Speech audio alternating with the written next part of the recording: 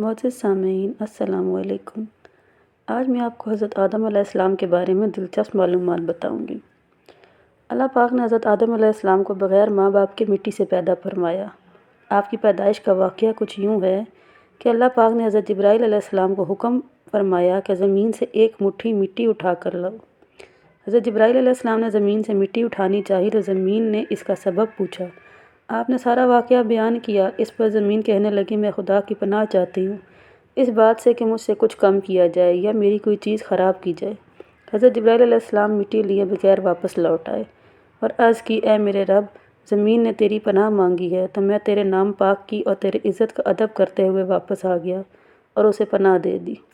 फिर अल्लाह पाक ने हज़रत मीकाईल अलैहिस्सलाम को भेजा तो उन्होंने भी उसे पनाह दे दी और बारगाह इलाही में वही अर्ज़ की जो हज़रत जिब्राईल अलैहिस्सलाम ने की थी।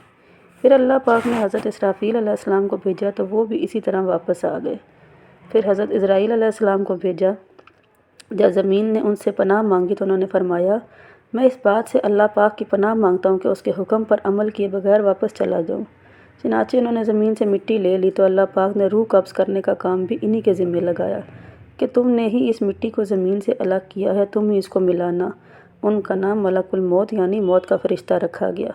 हज़रत अब्दुल्लाह बिन अब्बास रज़ियल्लाहु अन्हा ने इरशाद फरमाया, बेशक अल्लाह पाक ने आदम को जुमे के दिन असर के बाद पैदा फरमाया और आपको अदीमुल अर्ज़ यानी ज़ाहिरी ज़मीन की एक मुट्ठी से पैदा फरमाया, इसलिए आपको आदम कहते हैं और आपकी औलाद को आदमी यानी आदम वाला कहते हैं।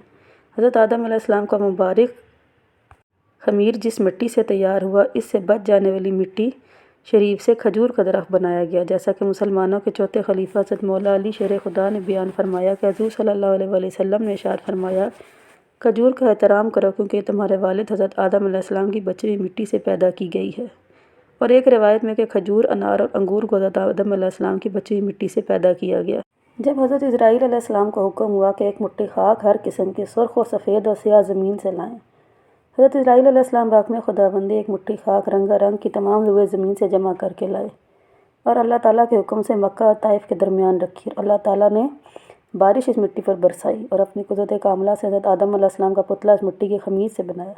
40 बरस तक वो कालिब बेजान वहाँ पड़ा रहा। जब इनायत इलाही ने चाहा कि सितारा इकबाल हज़रत आदम अलैहिस्सलाम का रोशन और मर्तबा शराफत बनी आदम का तमाम मखलूक पर ज़ाहिर हो, वह पाक को हुक्म सादिर हुआ कि बदन में दाखिल हो, लेकिन रूह लतीफ़ ने खाके कसीफ में दाखिल होने से इनकार किया। खिताब रब्बुल अरबाब का रूह को पहुँचा, ए जान दाखिल हो इस बदन में। जब रूह कालिब में आदम के सर मुबारक की तरफ से दाखिल हुई, जिस जगह रूह पहुँचती थी बदन खाकी जो ठीकरे की माने था गोश्त और पोस्ट से बदला जाता था। जब रूह सीना मुबारक तक पहुँची तो हज़रत आदम अलैहिस्सलाम ने इरादा उठने का किया, वहीं ज़मीन पर गिर पड़े। इस वास्ते अल्लाह ताला ने कुरान शरीफ में फरमाया है कि इंसान जल्दबाज है। और इसी हालत में हज़रत आदम अलैहिस्सलाम ने छींका और इल्हाम इलाही से कहा, अल्हम्दुलिल्लाह। इस रब्बे करीम और रहीम ने अपनी रहमत से फरमाया, यरहमकल्लाह। सबसे अव्वल जलवा रहमत इलाही का शामिल हाल हज़रत आदम अलैहिस्सलाम के हुआ।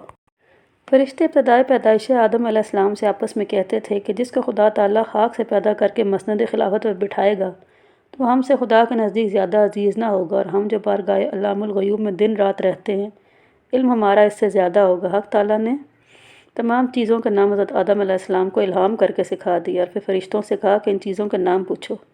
जब हज़रत आदम अलैहिस्सलाम ने फ़रिश्तों से पूछा तो उनसे किसी तरह का नाम ना पा सके। इन चीज़ों के नाम उन्होंने फरमाया, इन चीज़ों के नाम से अगर तुम सच्चे हो। तब फ़रिश्ते जवाब से आजिज़ हुए और अपने कसूर के मोतरफ़ होकर बोले, आख है तू और नहीं हम इल्म हमारे तई मगर जो तूने सिखाया हमको, जो आलिम और दाना है। तब अल्लाह ताला ने आदम कमाल ज़ाहिर और बातिन से आरास्ता करके वास्ते ज़्यादती ताज़ीम और तकरीम के मलाइके अज़्ज़ाम को जब आदम अलैहिस्सलाम को पैदा फरमाया गया तो फ़रिश्ते आपस में कहते थे कि अल्लाह ताला ने जिसको खाक से पैदा किया उसके मसनद खिलाफत पर बिठाएगा, वह हम में से खुदा के ज़्यादा नज़दीक नहीं होगा, और हम जो बारगाह अल्लामुल ग़यूब में दिन रात रहते हैं, इल्म हमारा इससे ज़्यादा होगा। फिर अल्लाह ताला ने तमाम चीज़ों के नाम हज़रत आदम अलैहिस्सलाम को इल्हाम करके हुक्म दिया उनको कि फ़रिश्तों से इन चीज़ों के नाम पूछो। जैसे हज़रत आदम अलैहिस्सलाम ने फ़रिश्तों से इसके नाम पूछे तो उनको उसका जवाब ना आया और फ़रिश्ते जवाब देने से आजिज़ हुए। फिर वो अपने कसूर के मोतरफ़ हुए, बोले कि पाक है तू और नहीं इल्म हमारे तई मगर जो तूने सिखाया हमको, और जो आलिम और दाना है। तब अल्लाह آدم علیہ السلام کو کمال ظاہر اور باطن سے آراستہ کیا اور ان کو بہت زیادہ تعظیم و تکریم سے نوازا۔ جو بھی ملائکہ ہوتے وہ حضرت آدم علیہ السلام کے تخت کے ارد گرد صف باندھ کے کھڑے رہتے۔ اللہ تعالیٰ نے تمام فرشتوں کو فرمایا کہ حضرت آدم علیہ السلام کو سجدہ کرو۔ سب فرشتوں نے بلا عذر و تکرار حضرت آدم علیہ السلام کو سجدہ کیا، مگر ابلیس ملعون نے نافرمانی کی اور فرمایا کہ میں آدم سے بہتر ہوں، میں آگ سے بنا ہوں اور آدم علیہ السلام کو مٹی سے بنایا گیا ہے۔ اس نافرمانی کی وجہ سے وہ ہمیشہ ساری زندگی کے لیے جنت سے نکالا گیا اور ملعون قرار پایا۔ حضرت آدم علیہ السلام بہشت میں رہنے لگے۔ طبیعت ان کی بہت ہمدم تھی۔ ایک دن حضرت آدم علیہ السلام پر خواب نے غلبہ کیا اور خواب نے اللہ تعالیٰ نے اپنی قدرت سے آدم علیہ السلام کے پہلو سے حضرت حوا کو پیدا فرمایا۔ جب آدم علیہ السلام بیدار ہوئے تو دیکھا کہ ایک عورت پاکیزہ ان کے پاس بیٹھی، ان کی طبیعت اور بہت خوبصورت تھی۔ تو آدم علیہ السلام نے ان سے پوچھا کہ تو کون؟ حضرت حوا نے کہا نے مجھے تیری پسلی سے پیدا فرمایا ہے۔ حسن و جمال میں حضرت حوا کا اس قدر تھا کہ تمام عالم کی خوبی 100 حصے تھی اور اس میں سے 90 حصے حسن حضرت حوا کو اور 10 حصے باقی عالم کو عنایت فرمایا تھا۔ تب آدم علیہ السلام سجدہ شکر بجا لائے۔ جناب الہی نے ان کا عقد روبرو حاملان عرش ساکنان سماوات کے باندھا، دونوں کو حکم ہوا کہ آدم علیہ السلام و حوا تم دونوں اس بہشت میں رہو، سب میوے اس بہشت کے کھاؤ، مگر اس درخت کے قریب مت جانا، یعنی گیہوں کے درخت میں سے کچھ مت کھانا۔ جب اس لعین نے آدم علیہ السلام کو سجدہ نہ کیا، راندا گیا اور فرشتوں سے نکالا گیا، اس سبب سے حسد اس کے اندر پیدا ہو گیا اور وہ ہمیشہ اس تدبیر میں رہتا کہ کسی صورت سے بہشت میں بیٹھے ہوئے آدم کو وہاں سے نکالے۔ پہلے تو طاؤس سے دوستی کی کہ میری دوستی کے حق تیرے اوپر ثابت ہیں اور آگے ہم تم کو ایک مکان میں رہتے تھے۔ یہ التماس تجھ سے ہے کہ مجھ کو اپنے بازو پر بٹھا کر بہشت میں پہنچا دے تاکہ میں اپنے دشمن سے بدلہ لے سکوں۔ طاؤس نے اس بات سے انکار کیا اور کہا کہ یہ بات تو سانپ سے کہو۔ تب شیطان نے سانپ کے پاس گیا اور اپنے فریب کے منتر سے فریفتہ کیا اور سانپ کو کہا کہ مجھے بہشت میں لے جاؤ۔ سانپ اس کو منہ میں لے کر بہشت میں لے گیا اور نگہبان بہشت کا مطلق خبر نہ ہوئی۔